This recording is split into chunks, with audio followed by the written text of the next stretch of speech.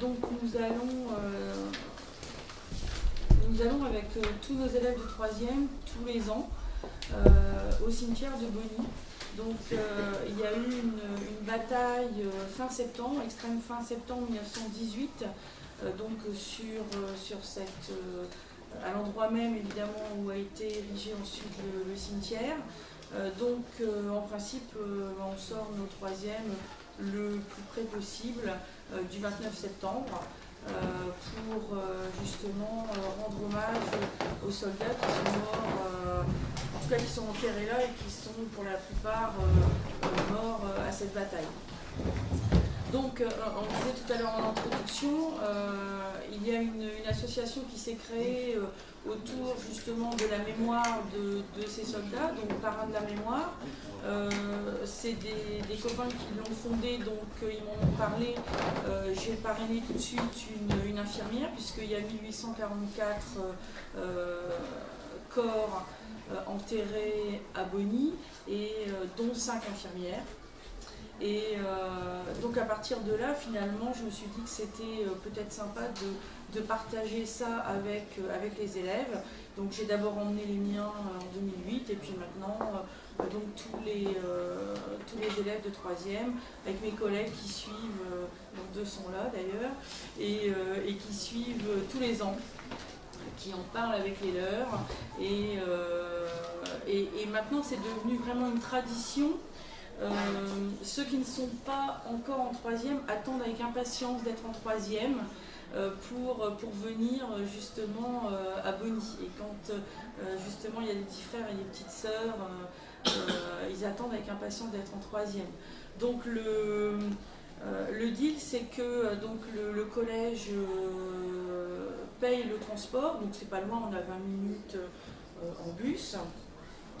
Et donc les élèves ne payent rien, c'est une demi-journée, et le seul paiement, on va dire, c'est une fleur. Voilà, ils ont au moins une fleur chacun, et après la visite, à la fin de la visite, ils choisissent chacun au moins une tombe. Quelquefois, comme ils ont plusieurs fleurs, ils parrainent plusieurs tombes.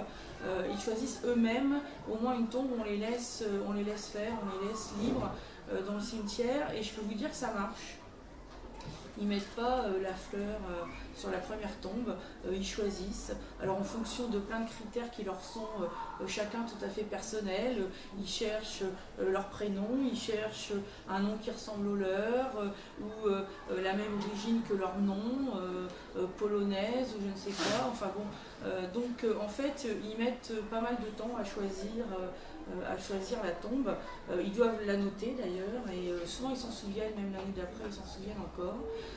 Donc on commence par tout à l'heure on parlait du grand monument à Bellicourt, donc c'est juste avant Bonny, 3-4 km avant Bonny. Donc il y a un immense monument qui a été érigé donc aussi par les Américains, avec notamment au verso la carte de la bataille, justement la bataille du coin. Donc vous avez la carte, donc on emmène les élèves d'abord là, donc évidemment vous nous connaissez les profs, on a forcément un petit questionnaire, donc voilà, ils étudient un petit peu la bataille, on voit la ligne d'Enfield, etc. Je rappelle qu'en septembre on est dans la Première Guerre mondiale, où on l'a fini depuis pas longtemps, donc en plus ça tombe bien finalement. Et ensuite donc nous allons à Bonny. Le surintendant, vous avez vu que les surintendants sont toujours adorables et très accueillants. Et donc c'est le cas, franchement. Donc là c'est un nouveau d'ailleurs qu'on va voir ce soir, peut-être avec certains d'entre vous. Et donc ils sont toujours très, très contents de voir des jeunes arriver, surtout pour rendre hommage à des soldats américains. Donc on est toujours très bien accueillis.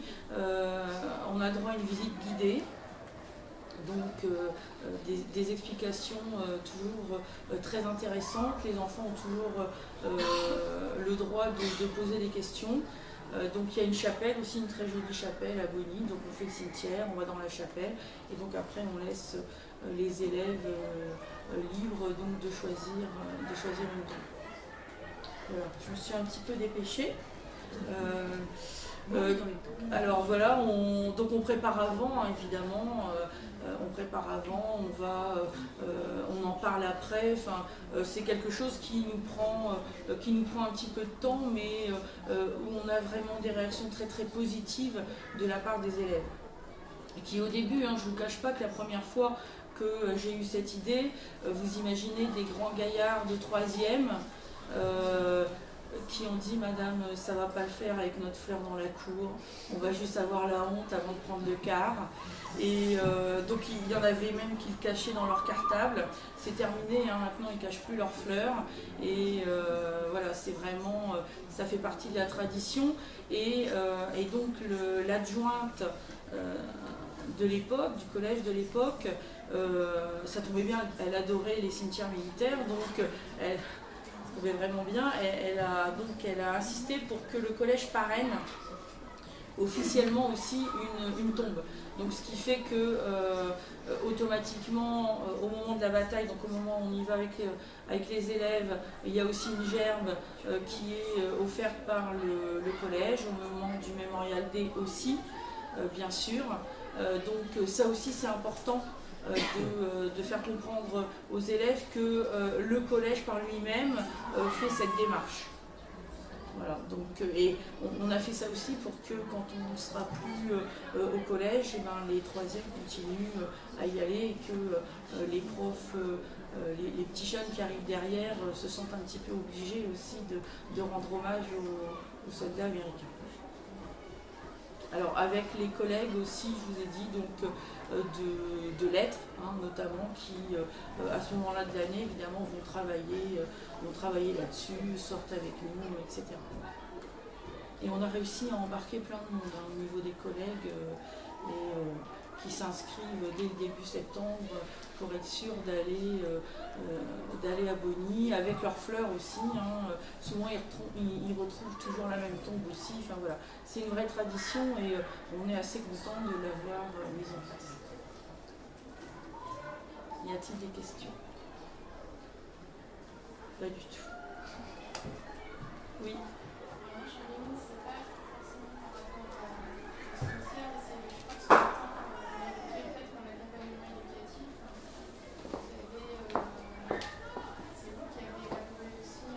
Oui, voilà, c'est ça. Oui, alors moi je suis une fondue de généalogie, donc j'ai un club de généalogie aussi depuis une petite dizaine d'années au collège.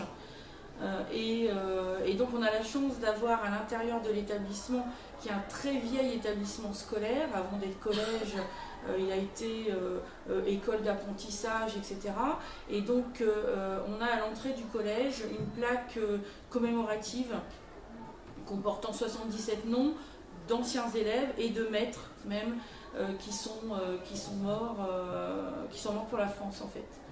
Donc, alors, avant les élèves passaient sans la regarder et maintenant là depuis en effet donc 4 ans puisque ça fait j'ai fait pendant 2 ans de suite maintenant pour des questions d'emploi du temps. J'y arrive plus, mais sinon oui on a fait de l'accompagnement éducatif là-dessus, c'est-à-dire d'abord la généalogie. En fait on a recherché tous les noms qui sont sur la plaque, donc à partir du site Mémoire des Hommes que vous connaissez peut-être, hein, voilà, dès qu'on parle de poilus on va sur Mémoire des Hommes, et ensuite grâce aux archives en ligne, grâce aux archives des différents départements en ligne, on a fait une petite généalogie, c'est-à-dire qu'on n'a pas fait beaucoup de générations, puisque rapidement on a participé à un concours sur les monuments aux morts en fait, ce qui fait qu'on a fait beaucoup de statistiques. Ça a été assez sympa de faire un concours parce qu'on a fait des stats sur le lieu de naissance justement de ces poilus, le lieu de décès. Donc on en parlait tout à l'heure là de gens qui sont morts un peu partout, on ne sait pas toujours pourquoi. Donc notamment nous on en a un qui est mort à Corfou, à l'hôpital de Corfou, un qui est mort dans son ballon d'aérostation au-dessus d'un petit village de Bulgarie, un autre qui est mort dans le sous-marin Diane au milieu de l'Atlantique. Donc en plus, voilà, on fait plein de choses. Et puis ensuite, des stats sur les parents, sur la profession des parents, etc. Enfin, et ça a bien plu aux élèves. Donc il n'est pas fini ce travail. Bon, en plus, si on s'attaque à nouveau à la généalogie, vous savez que c'est jamais fini. Mais voilà, le travail, le chantier est un petit peu mis sur le côté pour l'instant. Ceci dit, on s'est servi de ce travail pour faire la fameuse commémoration du 11 novembre, qui était obligatoire, qui a eu lieu le 7 novembre à 11 h, pour en tout cas toute l'Académie d'Amiens. Et donc on s'est servi de ça, la principale a pris ce travail pour faire lire à tous les élèves de 3e justement les noms de ces poilus avec le lieu de naissance, la date de naissance et le lieu de décès et la date de décès. Et finalement, on n'y croyait pas trop quand elle a eu cette idée. Et finalement, c'était assez intéressant parce que toute l'assistance était assez émue et les gamins qui ont lu aussi.